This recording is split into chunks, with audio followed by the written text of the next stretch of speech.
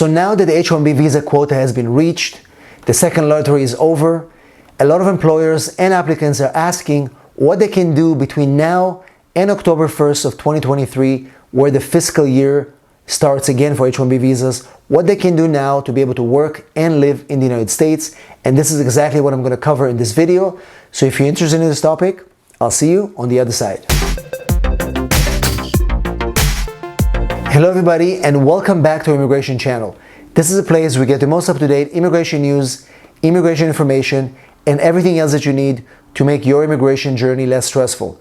My name is Jacob Sapochnick, and I'm an immigration attorney located in San Diego, California, and I help clients in all 50 states and all over the world. In this video, we'll talk about H-1B visa alternative. What are you going to do now that H-1B cap has been reached and the next fiscal year starts in October 1st, 2023? You need options, you need solutions to be able to work in the United States, whether you're an employer or an employee looking to get the H-1B visa. That's what I'm going to do in this video.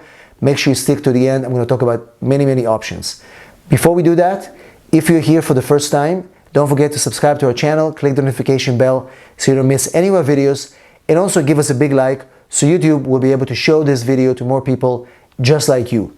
So let's talk about H-1B visa and alternative to this visa now that the H-1B cap has been reached and the second lottery is over, and we have a long stretch of time between now until March of 2023 when you can initially start new ones, and October 1st, 2023 where the actual fiscal year starts and you can actually use the visa if you get selected. These options that I'm going to cover in a minute are not all the options available. They're the most common ones that I see, the most logical and practical ones that we use for our clients and applicants to be able to bridge the gap between now and next year when H-1B visas are going to reopen again for filing. So let's start with H-1B cap-exempt petitions. And what I mean by cap-exempt H-1B is essentially that the employer that is filing for the H-1B is cap-exempt, is not subject to the H-1B cap. Typically, regular employer, the ones that are not covered in the few examples I'm going to give you in a second, those employers are subject to a numerical cap. There's a cap of 65,000 H-1B visas plus another 20,000 reserved for masters, people that are studying in US universities.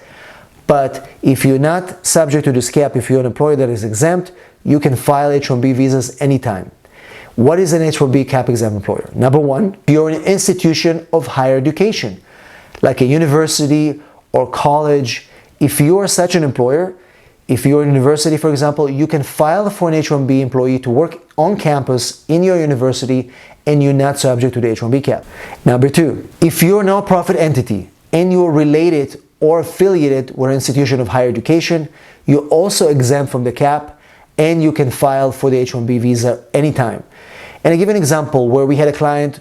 There was a small nonprofit company. They were doing some research in the subject of obesity, and they had an agreement, they had a contract with the university that shows their affiliation with them in terms of research, in terms of time of using the lab, and the people they're going to be using that are working in the university.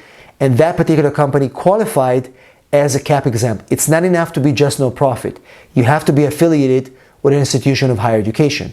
And number three, also non-profit research organization or a government non-profit research organization.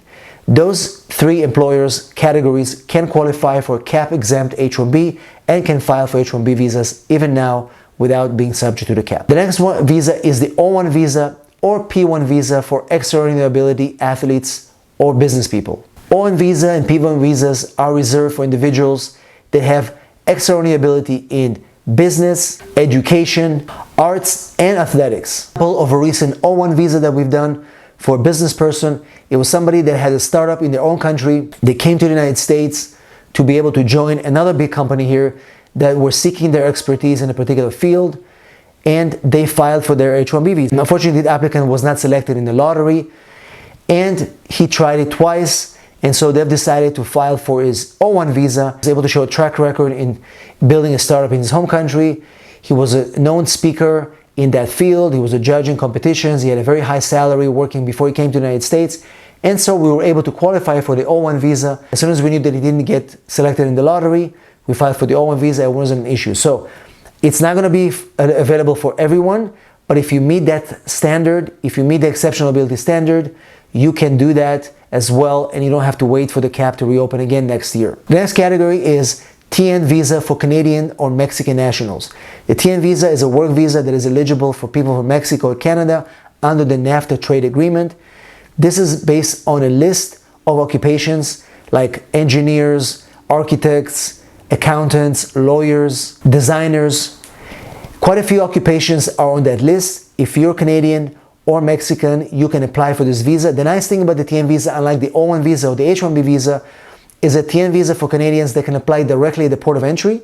Mexican nationals can apply for this visa directly at the US Embassy in Mexico.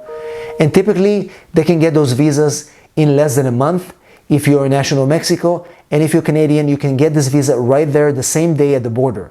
Very strong, powerful visa and a great alternative to the H-1B visa. So if you're Canadian or Mexican, do not forget about the TN visa. Another common visa is the E1, E2 visa.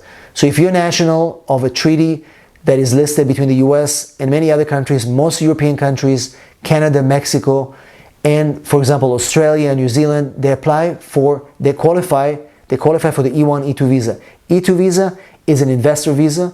So if, for example, if you were going to work for an H-1B, if you were going to work on an H-1B for a company and you didn't get it, you can apply for the E2 visa as a consultant. We have quite a few clients who are doing that in the software space, in the medical consulting space. You can apply to be a consultant for a while the H-1B visa is gone at the moment. You can reapply for the H-1B visa again next year if you want to, but in the meantime, you have the E2 visa as an investor. You build your consulting company or any other business you want.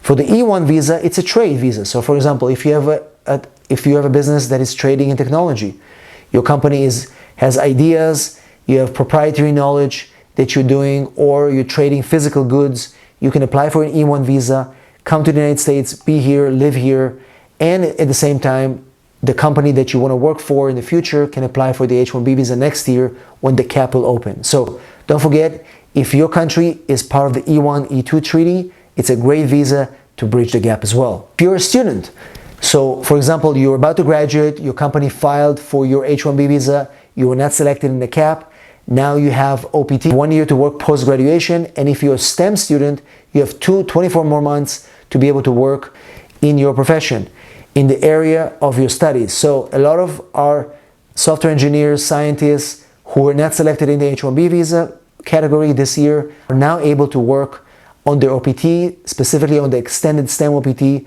which gives them another 2 years and 2 more attempts at applying for the H-1B visa the following year. So don't forget, OPT, STEM OPT, great options for you to continue to work after graduation while waiting to apply for the H-1B visa. Another option is that some of the applicants that we had applied for the H-1B visa didn't get it. They went back home, continued to advance their skills, either work in some other company or work remotely for that employer from overseas.